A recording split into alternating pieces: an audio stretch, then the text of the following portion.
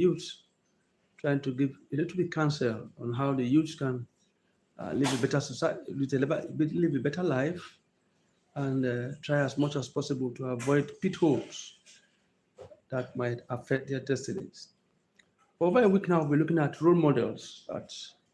Role models. Unfortunately, as you say that, the youth seems to have very few role models.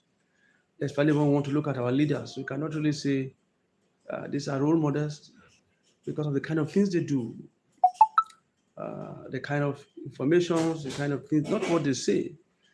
Most of them talk right, but they live badly. So it's not about what you say, it's about what you do. And so we try as much as possible to see how we can be able to bridge the gap, if I should use that word, on giving our own counsel on how they can live a better life because you can't rely on the leaders. The leaders seems not to get it right. And so one of the things we want to talk about is being accountable in the place of leadership.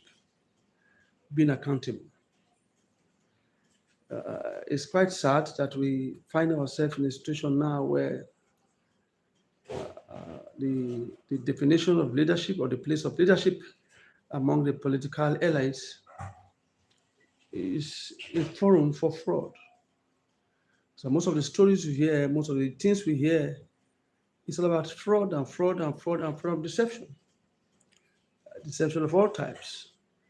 A few days ago, I was listening to social media and I read also of how about 226 million naira was used to buy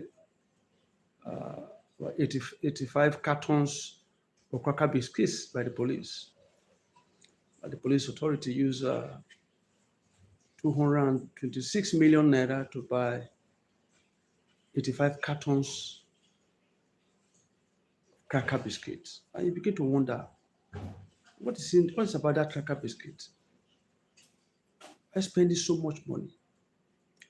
So when you try to want to fight, you're fighting Yahoo, you're bringing, there's no way you can be able to defeat it. Because the greatest people who you will say are practicing more of Yahoo in this country today are those in the place of leadership. It's amazing that you talk about buying 85 cartons of cracker biscuits with over 200 million, with 260 million naira. 260 million naira. So these are the things you see, things you hear, and you just get confused. You get angry when you hear such things because it shows that there's something wrong somewhere. If the people that are supposed to stand as an authority, stand as a role model to punish crime and expose crime, you begin to hear such things there. You don't know whether it is true. That's why I say it's the right time for us to get to a situation where we can be able to hear even from the police force. These allegations, are they true? While we are trying to recover from there, we also hear of how $300 million, not naira, $300 million that was given for the cleanup of the Ogoni land. You know the Ogoni land? The Ogoni land is a town, in a river state, oil producing area where the oil are devastated, destroy their water and the rest. And so people from that community, they can't get involved in fishing activities. There's no water they can use because the water has been polluted. So the issue have been on with the courts. They went to court, they went to this, they took Shell to court and the rest. And I think they finally won. And one way or the other, they were given $300 million to be able to clean up the place properly as compensation for devastating their water and their livelihood. And what do we hear? Like I said, it's alleged. We don't know whether it is true. Because we are talking about leadership. These are the things that the youth see. These are the things that people see. And you begin to ask yourself, is there any hope for the system? Is there any hope for the country? Because the kind of things you see, the kind of things you hear, they are things that are very shameful. And the $300 million, the man took it built a very expensive hotel, according to them. We saw the hotel himself, built a very powerful hotel in River State, built up a very powerful supermarket in River State. Now, the money that belongs to them was the same money that they use to build those hotels and to build those superstores. So we are talking about leading by example. So you can't be in a position of saying, you are the governor, you are the this, you are the that, you want to fight Yahoo, when those who are expert in it are the ones that seem to be leading us. So we must do everything possible to ensure that we lead by what we do. We lead by what we do. While we are still trying to recover from that house when we heard of $2 million that was used to buy a house in Florida by Wike, allegedly used by Wike then. And we also learned that there are many houses, over 4 different houses, mansions that were bought with state fund. These are people that have never worked before. You can't point hand and say this is what they've done for a living. Most of them were just charge and bail lawyers, motor park lawyers, and the rest. Allegedly so. And they have so much properties. Where did they get it from? So the impression we are creating right now is that one of the ways you can make money is leadership. And if we continue like that, it's going to get worse because the next generation of youths will be battling. They fight for leadership. People will kill to be governor. They will kill to be local government chairman. They will kill to be anything because they know that once you get there, the treasury is all yours. You have access to the treasury and the looting can take place. And so it seems as if the only thing that is working like that, much like that in Nigeria today now, is politics. That's why they do anything possible. They go into rituals, they go into diabolical means, all to be able to win election because they know it's not about leadership. You don't need to prove anything. You don't need to show anything. It's just, leadership in Nigeria is about acquiring wealth. Because immediately he becomes governor, he's becoming a millionaire. The treasury of the state belongs to him. Immediately he becomes president, he's a billionaire. Because the treasury of the government belongs to him. And if we control like this, we're not going to have a reasonable nation. We'll just keep having a nation of criminals, thieves. And these are the kind of people we have in government today. And it's so sad because we can't develop like this. The level of corruption is amazing. I just read of a minister one of the ministers in China that was accused of corruption and was sentenced to death. And so some of us are feeling that for us to be able to fight this corruption, there must be death sentence on corrupt officials. There must be death sentence because it's a common saying that when evil is not punished, the heart of men is set to continue to do it. Because the issue of corruption is not well punished. They will continue to do more. The fraud will continue. Because it's all about making money. Nobody is punished for anything. Nobody is punished. People get away with it. And it's so sad because the way it is now, we can't even depend on our judiciary anymore.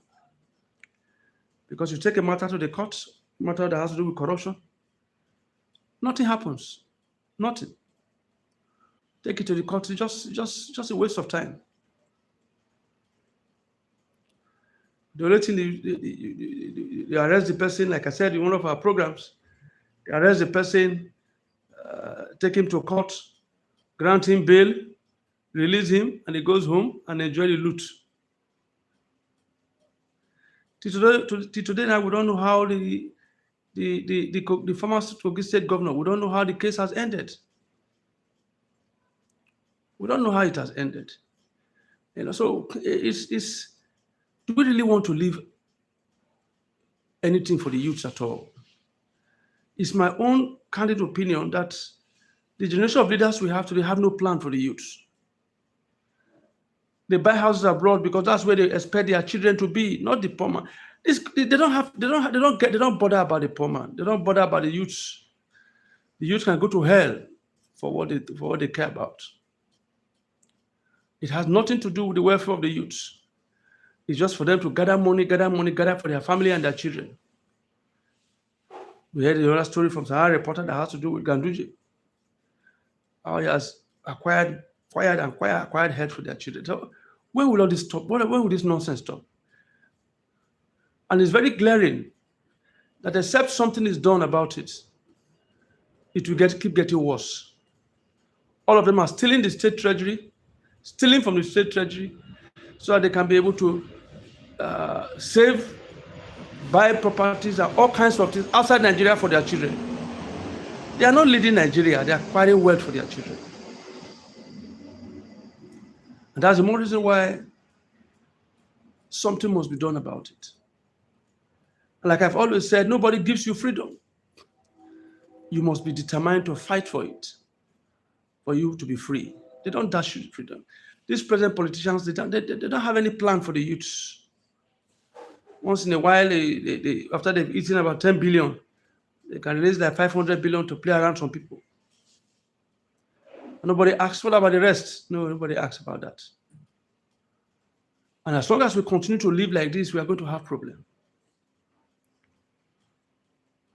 We don't see anything at all that has to do with building up a just society. When I go out and I see what other leaders have done to build up their country, I said, these are lizards we have today. Are they not ashamed when they travel out of this country and they try to enjoy some of the things that these leaders in the past in their various countries have built?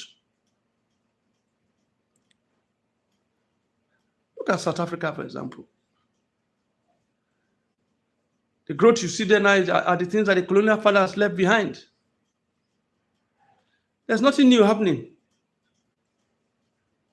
Look at Nigeria, for example. We are talking about 26 years of the Fourth Republic, 26 years of democracy, uninterrupted democracy, 26 years. What do we have to show for it? Nothing. The third mainland bridge we have today right now, they're built by the military. National Theatre, built by the military. Every reasonable thing you see today, they are all built by the military. Tell me one lasting legacy that they built by the civilians. Nothing. We are in 2 years now of democracy. People are going through hell. People are suffering, hunger everywhere. People are suffering seriously. Things are extremely expensive. And it's not the political class to think of how they can fix this country. They are bothered about the next election. The next election is about 2 years from now. They are busy bribing money everywhere to remain in power for an election that is 2 years from now. Why this one they claim to have won, there's nothing they've shown, nothing. There's nothing we can point. Okay, what can you point now that have been done? Just give me one lasting legacy. Look at our road. You can't drive from Lagos to Warri. The road from Ofosu to Warri is unpassable. These are federal roads. And somebody is thinking of how to build the Calabar Coastal Road. And you begin to wonder, and all these things is because there's enough money to steal from that project. There's enough money to share from that project. There might not be enough money to share from the road that would lead from Benin to Warri. So let us focus on where we can share money, where we can share billions. That's why you have the road within the country that is not passable. But somebody is telling you, you begin to see the wisdom from our leadership. You will begin to cry. The roads within are bad, and somebody is talking about coastal road. There's something wrong with our kind of reasonership. There's something wrong with the way we think, with the way we reason. It's all about what you can get, not what you can give. And that's why it's unfortunate, because we don't have leadership that is setting up a good example for others to follow. It keeps getting worse, getting worse, getting worse. Investigate any project you see that has to do with government. They are padded and padded and padded. All their projects is all about stealing. It's all about looting. All the projects, they are projects of what you can loot, what you can get. It's not what you can give. And like I said, my prayer every time is that the political class will get it right. Because if they don't, they are sowing a very dangerous seed. A seed that might explode any moment, because people are getting frustrated. The level of corruption is terrible. Most of the governors and the rest is the same thing. It's the same thing. It's the same thing. It's the same thing. What we want is good leadership. Good leadership for the youth to follow. Good leadership to build up a nation that the youth can be proud of.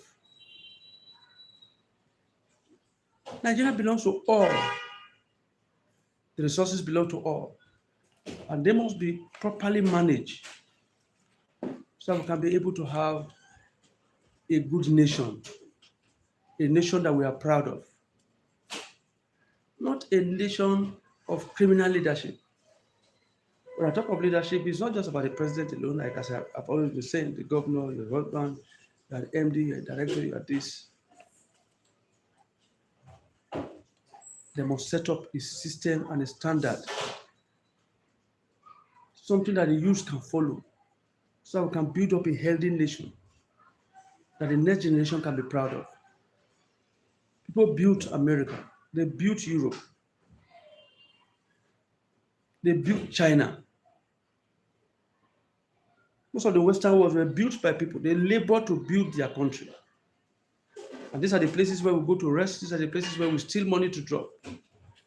The most bizarre thing and unfortunate thing is the money they even steal now is not to build Nigeria. The money they steal is to drop and save it in the Western world. Save it in the Western world. How can that help Nigeria? You cannot see a politician from America or Europe or a British politician that will come and save money in any bank in Nigeria. Never. They don't do that.